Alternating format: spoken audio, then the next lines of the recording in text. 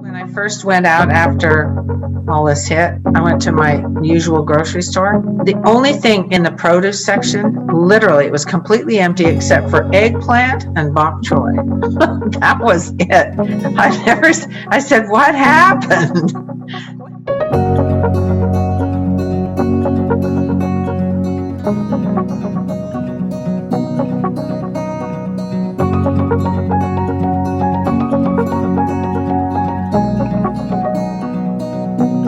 Hello everyone, welcome back to the Fascinating Womanhood channel, where we talk about everything that has to do with femininity and building strong, long-lasting, loving relationships. I am Cherry Lynn, and I am here with my mom, Dixie Andelin Forsyth. Hi.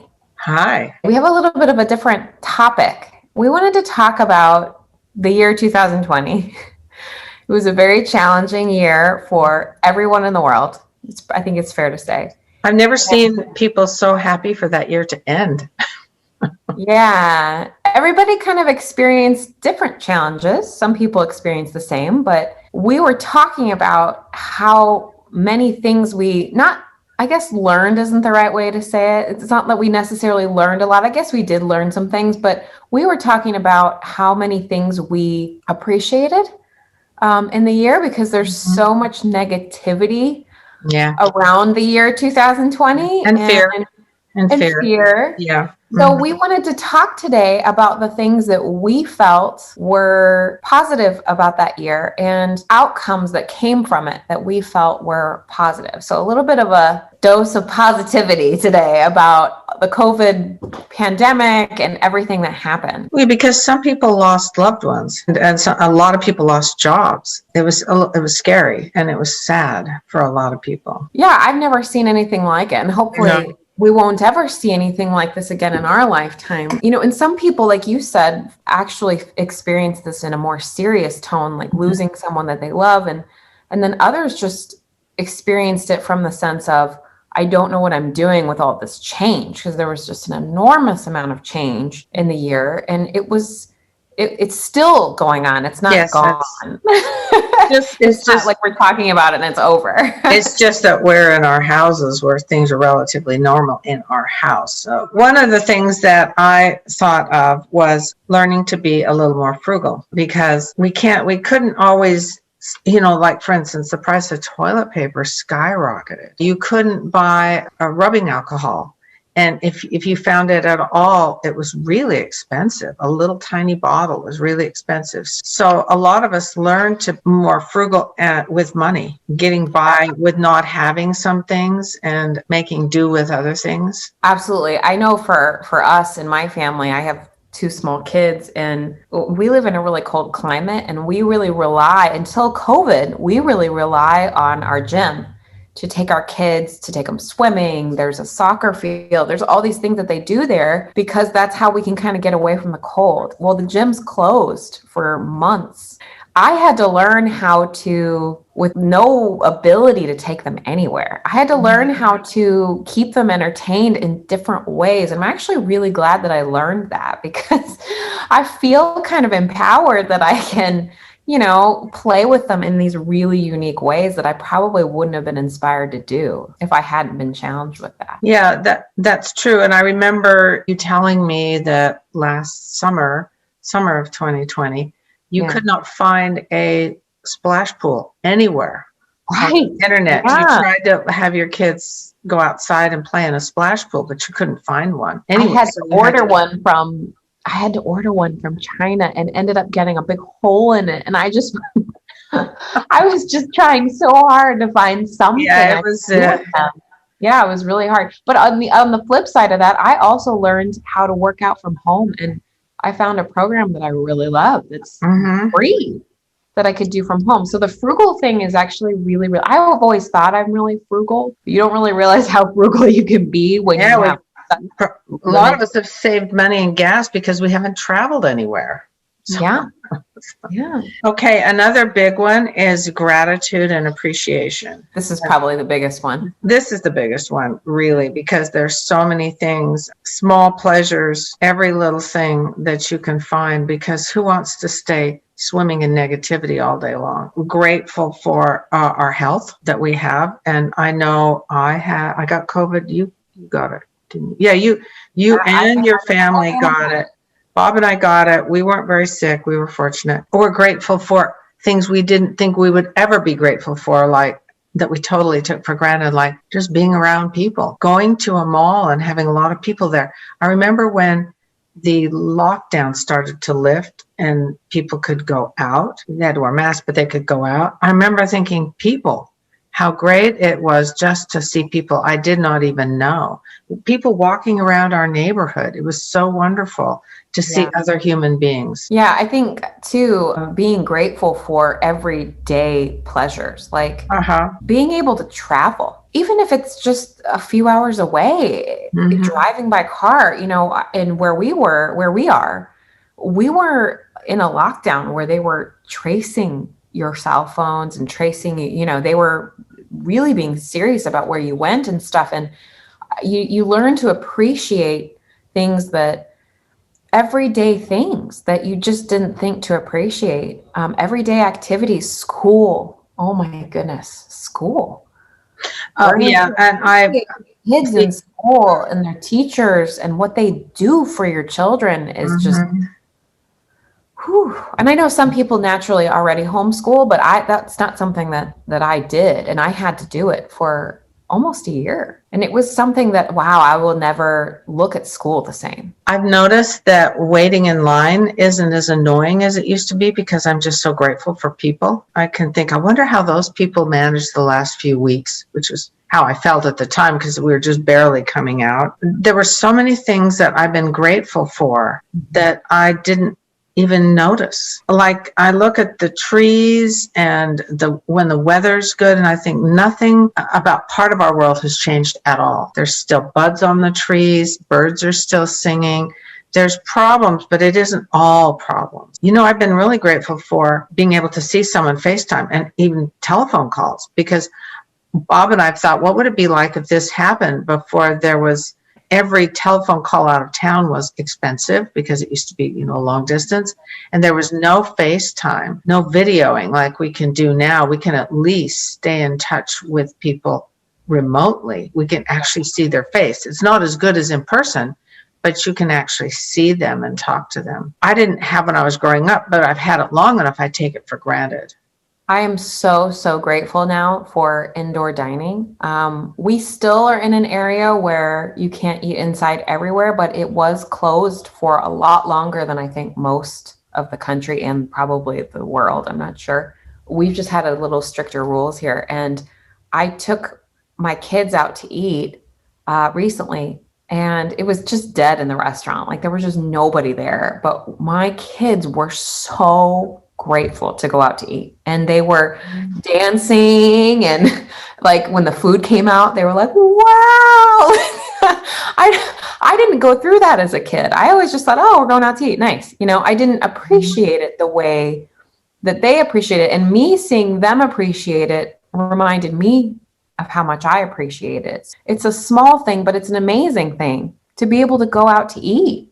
I know that sounds silly to some people, but we weren't able to for months. Well, we had shortages, as everybody knows, like toilet paper, and I'm a baker, so yeast was a big thing for me. And being able to go to the store and look and see that it's stocked again. I have plenty at home now, but to see it, sometimes I go down the aisle and I think, do they have yeast there still? Yeah, they do. It feels so good that things are there, that they're available. Another one is the power of family. Yes. Family and friends. And you should probably add that in there too, because I know people in our community who have no one. And during all this lockdown, they live alone.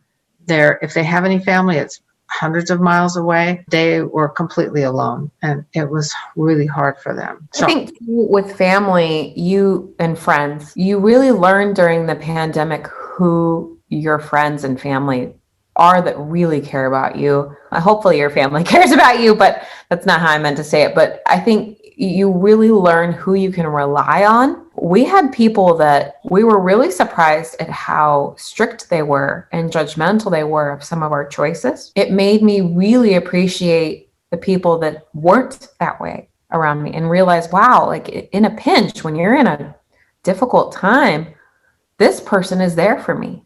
And this person wasn't really there for me. And I'm surprised by that. But it really just draws you closer to the people that are close to you. And it goes back to the first thing we said, which was appreciation, gratitude for those people, that you actually have them, that when you're spending a lot of time together, you get to know each other even better and rely on each other and appreciate each other more.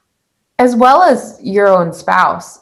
For those that are married or dating someone, being able to rely on them and to be more connected to them and to bond with them more. I know my husband has worked from home for the last year, and I have learned so much more about his work because I listen to him in the office in our house all the time. And I feel more connected to him because I know more of what he does.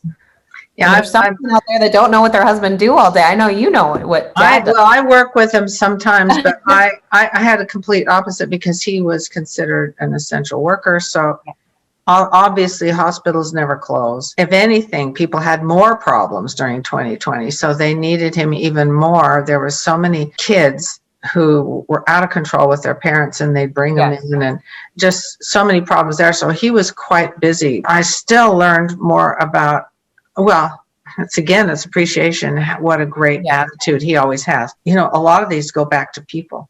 Another one is kind of bleeds into it, is our connection with people. Yes. Which includes the power of physical touch. One of our family members reached out a week or so ago and said no one has physically touched her in a year. She lives alone, other than maybe going to a doctor, which is not personal. Like a hug, an embrace. A hug, a pat on the shoulder, nothing. Yeah. That is not good for you. And I felt really bad. So the power of a hug, the power of a smile, face to face on the internet is great, but it's not the same. Yeah. The power of real conversation where you sit and talk one-on-one to each other without cell phone interruptions like we always have. And kids needing play dates with other children needing to play with kids. And just how important that is. Eye contact, someone looking at you, real conversations versus texting and emails on the internet. We mentioned earlier that we appreciate that we have these things, and we appreciate can you imagine without it? The power of the actual, to have the real thing means so much more. Hopefully it means more to a lot of people out there. It means so much more to me than it used to. Well, and you know, that just makes me think, you know, of all the people who've been hospitalized. And during some of this time, there were no visitors. Those people in nursing homes suffered because of lack of human contact. So the appreciation when they can again do that is it's like you're just hungry for it. Someone touch you. Well, and you mentioned kids earlier. I think that's a really big, I hope that's a big outcome of this whole thing, is that when these kids do get a little bit more back to normal, I hope that they will remember these things. And I hope that it will be something that they can carry with them in their lives, because like my son, he had a play date this past weekend with a couple of boys, and he did anything. He said, I'll do anything to have this play date. He helped me clean the whole house. He cleaned his room. He did everything he could do just to have that play date. And it never used to be that way. I mean, he was excited to play with kids, but it was so special to him to have that time. Well, they probably felt the same way. Yeah. And I think that's a positive. It's a positive because hopefully they understand what it's like when that's gone, and they will remember it, I hope, someday when they're older. Unfortunately, your 3-year-old probably won't remember any of this. Won't remember anything.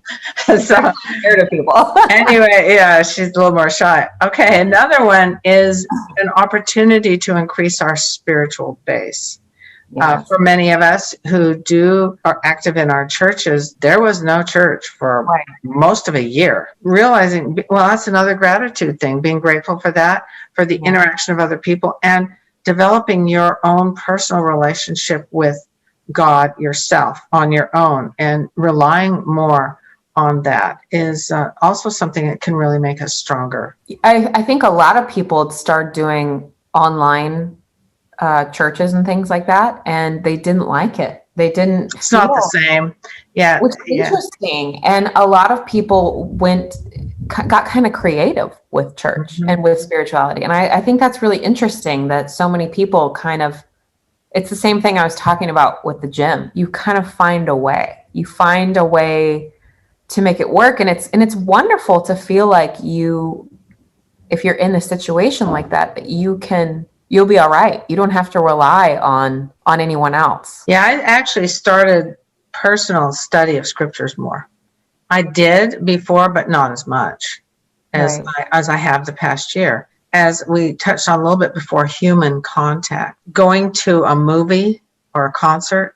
When's the last time you went to either? Christmas Day of 2017.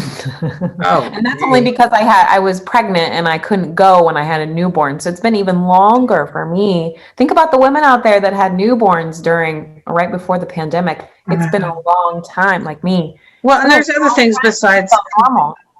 concerts. There's things like a fireworks show or a party to go to with friends. Yeah. Some people go to car rallies, ball games. People don't go to those. Yeah, nothing. So any of those things, that kind of human contact. Taking classes, fitness classes, kids sports classes. Where you're just around people sitting and 6 feet apart isn't the same.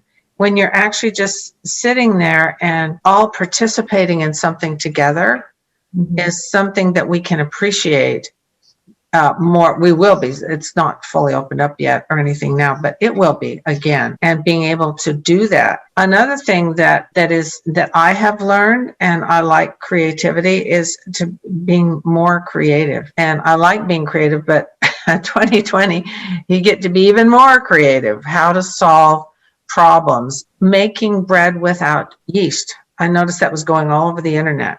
Oh, really? Substitute for eggs. Like, you can make your own starter. And what do you use when you can't find eggs? Because remember, if you could find them, there was 1 dozen per person. That's right. So how can you substitute something instead of eggs? We started getting creative with that. Different foods you can make if you couldn't find all the ingredients, going and finding what ingredients they do have. Some stores for a while were even out of all canned vegetables.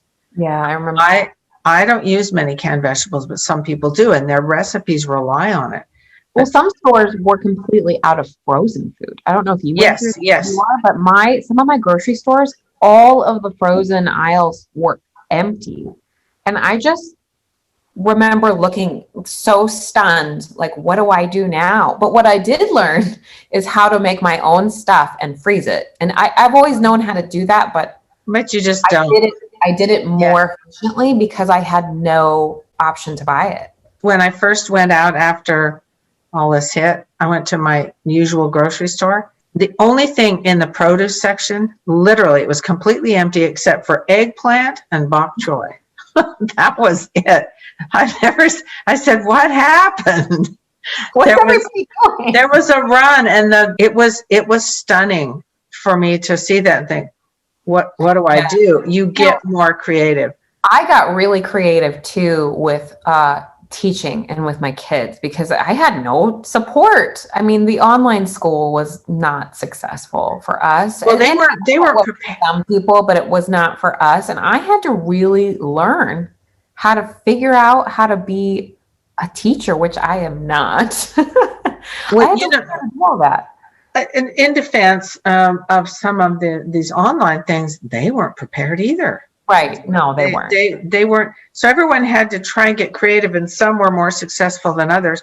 But I learned that I am grateful that I'm able to make a lot of things from scratch. I think, okay, if for some reason I can't get any toilet paper, what would I do? Right. Okay, another one is that you and our daughter Lisa experienced, and others, is cultural differences united. Yes. More. You know, we're always so divided in the world. We're divided with our politics. We're divided in our cultural beliefs and things. The Italians in lockdown who all played music from their apartments and created a symphony together without leaving their rooms. That was really amazing. And I know that the actual moment when that happened, everyone was terrified and it was sad, but there's something really positive that came out of people banding together and uniting in some ways to get through this. And it was all around the world, whether you spoke the same language or not. I think that was really interesting to see. I've never seen that in my life, where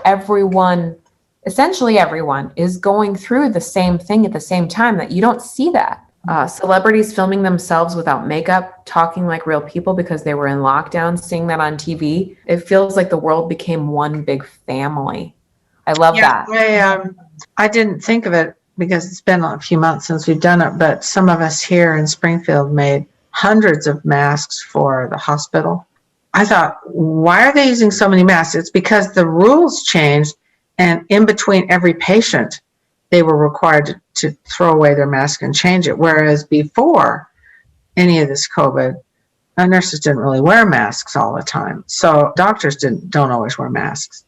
So a lot of us got together and had just big sewing circles just to make it more fun so we could spend time together. But the world kind of connecting as one big family, I think that that's really amazing. I know that it's not really that way, but it felt that way in moments. For a little bit, yeah. You see people in China doing the same thing you're doing. I've never seen anything like it. And we even went to Mexico during the pandemic. We went for a family vacation, and it was so interesting to me to go there and see everyone doing the same thing. And we go there every year, but everyone was wearing a mask. Everyone was doing sanitizer. Everyone was doing this. It was just, you never see that when you travel. You see different things in different countries. And it was interesting to see everyone going through the same thing. What you're saying is, even if someone's from a completely different culture, there's so much more that we are alike than we are different. Yeah. In that case, if we're all going through, say, this pandemic, we all have similar concerns. We're all concerned about our children, about staying healthy, and all of those things. The last one is kind of funny, but it's true. I know, it's kind of funny. That's why I put it last. Cleanliness and hygiene. When it first hit, and I heard people say, "Wash your hands," I thought, what, are people just slobs? Don't they always wash their hands? Whenever I come home from the grocery store, putting my groceries away, I always wash my hands. And I thought, well, it's because hand soap, hand sanitizer sold out. And I thought, what were people doing before?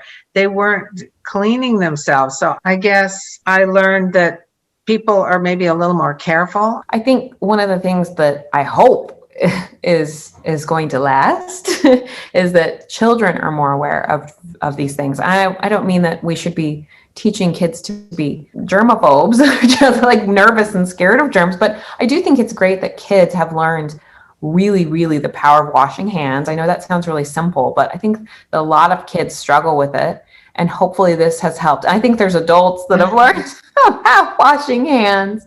Well, I remember my dad's mom, my grandma Andel, and she, every time we went to her house, she was always saying, we'd come in, wash your hands before dinner. And I thought, she's the washing hands grandma. She'd be all totally on board with this if she were still here, but she was always telling kids to wash their hands. I think because kids don't think of it naturally. But I think in general, people are more aware, and hopefully it can result in some better hygiene. Why not?